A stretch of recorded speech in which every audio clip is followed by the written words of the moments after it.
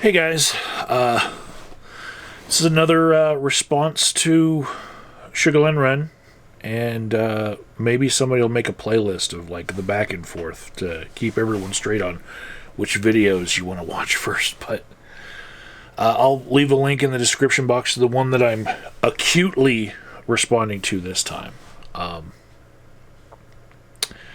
So, being an addiction counselor by trade now, I do a lot of thinking about what actually constitutes addiction, or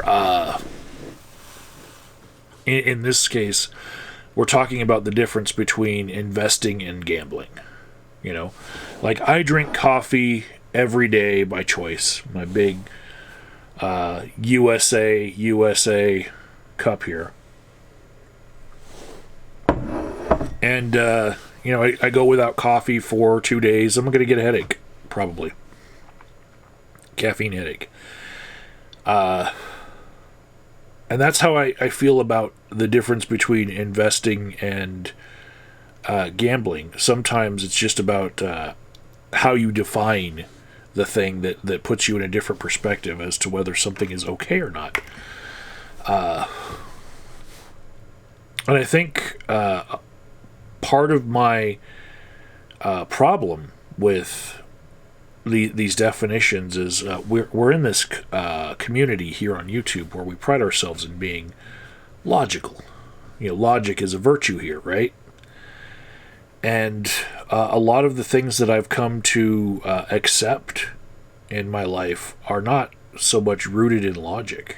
It's just rooted in am I going to be a Debbie Downer for the rest of my life because I can't accept certain things, like I'm never going to be filthy stinking rich, I'm never going to be a YouTube star where the views and clicks on my videos equate to me not having to work. That is... the chances of that happening are worse than winning the lottery. In fact, if you look at the YouTubers that could actually afford to live off of their clicks and views, they're lottery winners, in a sense. If you're comparing the futility of buying lottery tickets to all of the different people who have YouTube channels who want to make it famous, I think it's comparable, it's a little bit more equitable in outcome because there's more winners, but the chances of winning it really big, even if you had the best of content, I see channels with great content that are getting just thousands of views each video, and they're not really making enough to afford the production value that's going into the videos. So, and there's lots of bright minds that get overlooked here and there. Those are usually the ones I like to talk to because they're accessible and they're smart, but they're just not, getting that attention that other people are giving them. So, yeah, the difference between investing and gambling can sometimes, in hindsight, just come down to did you win or lose. Both have risk. The risk that you accept is sometimes, a matter of subjectivity. You may in your own video, Sugalenren, you say that cryptocurrency is just ones and zeros, and if the computers crashed, then we'd lose everything. But same thing's true about the stock market and banks in general. If there were a giant solar flare, it could just erase all the records. I feel more secure in some of the cryptocurrencies because they are decentralized in that the mining and the nodes that people run in their own homes all around the world save the ledger of every transaction for multiple cryptocurrencies. And so I feel better about those tokens than I do world currencies and bank records and stock markets, stock exchanges. I think cryptocurrency exchanges and stock exchanges are pretty much equivalent as far as security goes. But as far as the tokens themselves, there's a better record of who owns what for Bitcoin than there is for the bank accounts of Wells Fargo, one of the first companies that Sugalenren looked to invest in. And if we're talking about brick and mortar, and we're trying to find something that is as close to apples and apples to compare here, if we take cryptocurrency and then compare it to currency companies like Wells Fargo, who loan out money and get interest in return for that, and they just run people's bank accounts.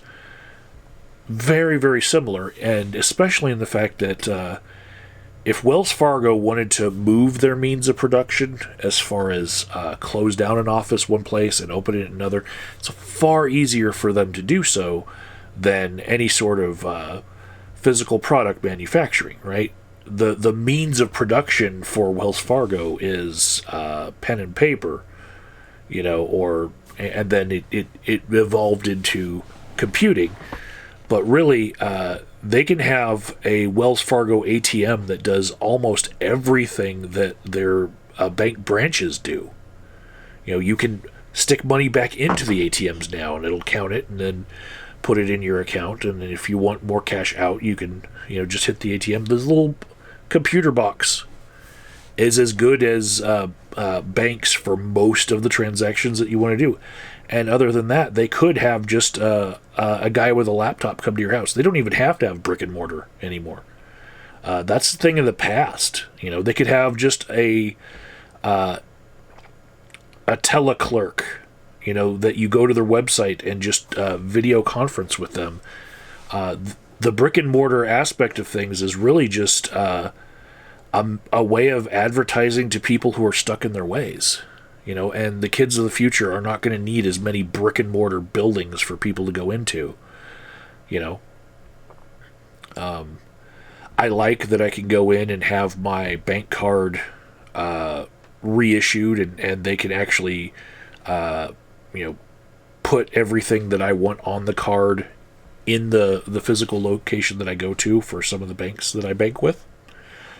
But other than that, I really don't need them. There's so many levels of incompetent middle management at some of the banks I bank with. As far as if you wanted to actually try to get human help for things. Very inefficient.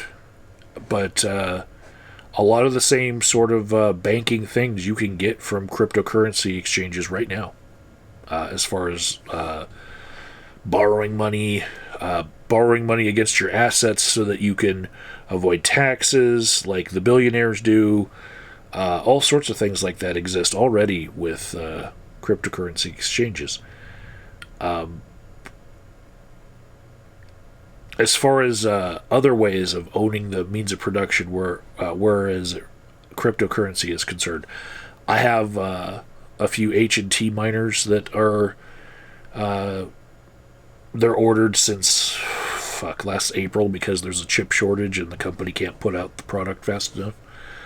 But that's just creating a 5G network across the entire world that you get paid for hosting, rather than things like mining, which,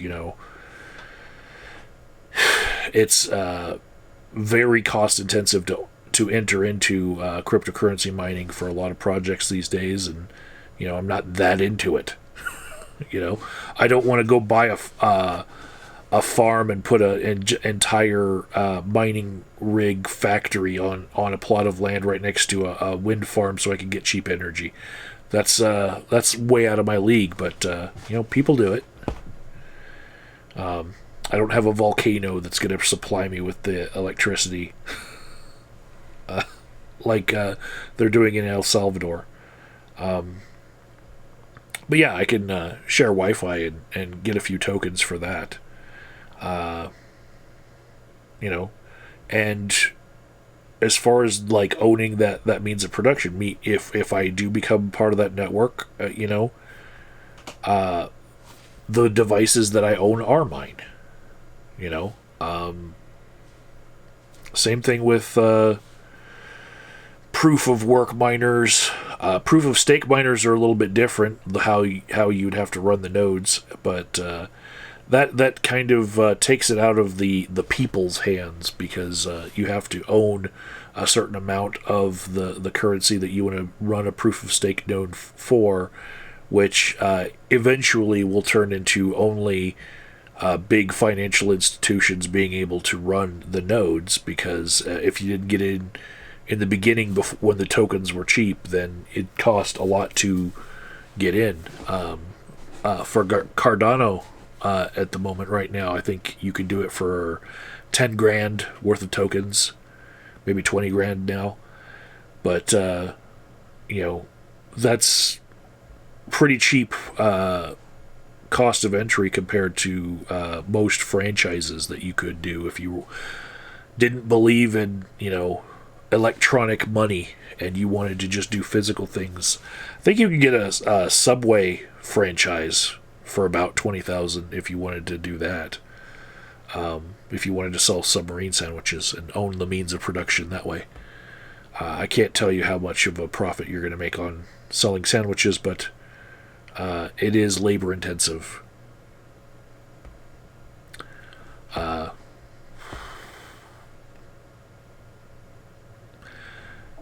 One of the things that Huck talked about in his video was that there's never been a crash that never recovered, and that unless, his words, unless you wanted your money like tomorrow.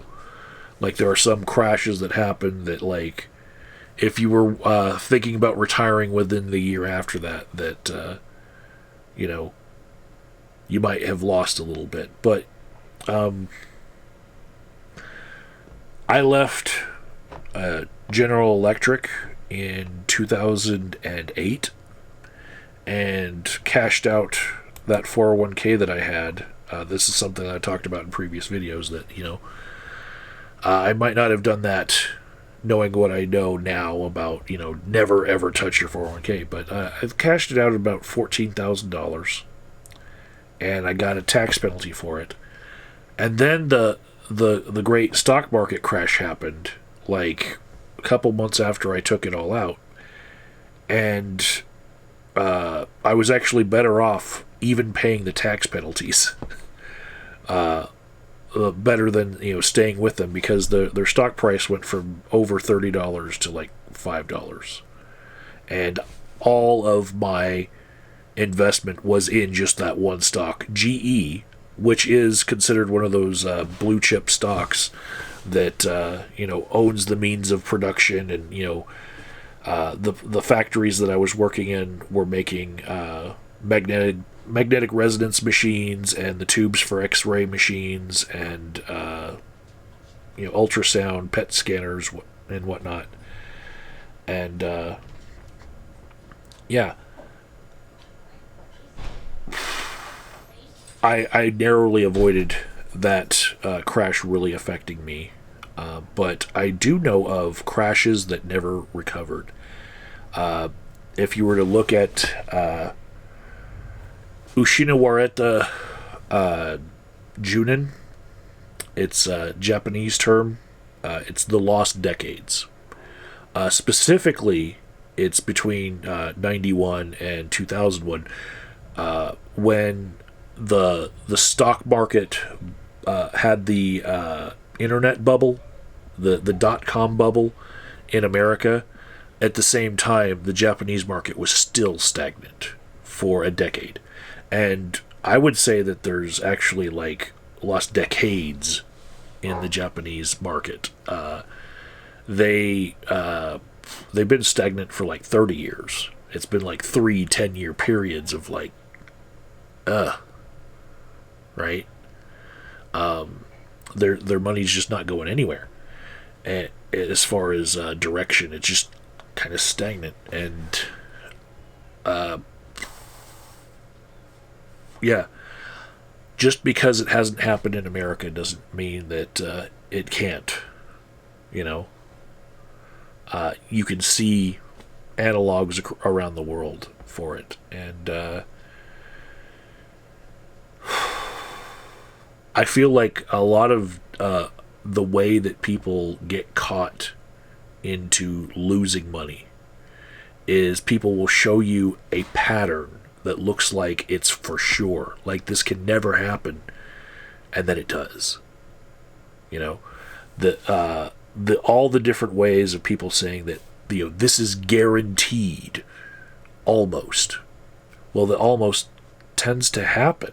That's how people get liberated from their money. And so sometimes I look at the trends and I'm like, well, people are jumping on board with this trend, just dumping their savings into the stock market, watching it, you know, leave the price and earnings ratios behind, and who fucking cares about that? It's going up and up and up, right? When it finally does crash to what it's actually worth, a lot of people will have lost a lot of retirements.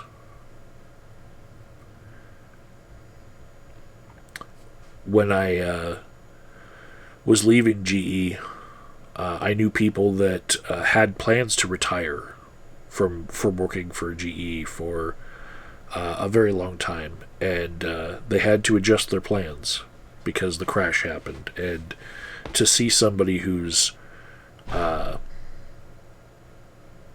65 years old and wanting to retire finally after, you know, decades of working for a company, and then, you know, they basically come to the realization like, oh man, I thought this was the year, but it's actually going to be maybe five more years down the road. What happened to GE stock? Fucking stagnant that whole time. If they didn't adjust their portfolios, they were all fucked. And the problem is, GE actually put GE stock into your 401k at the time, so you actually had to actively manage it if you were going to come out ahead in that one. Yeah. Anyways, that's enough rambling for today. I got stuff to do. Till next time.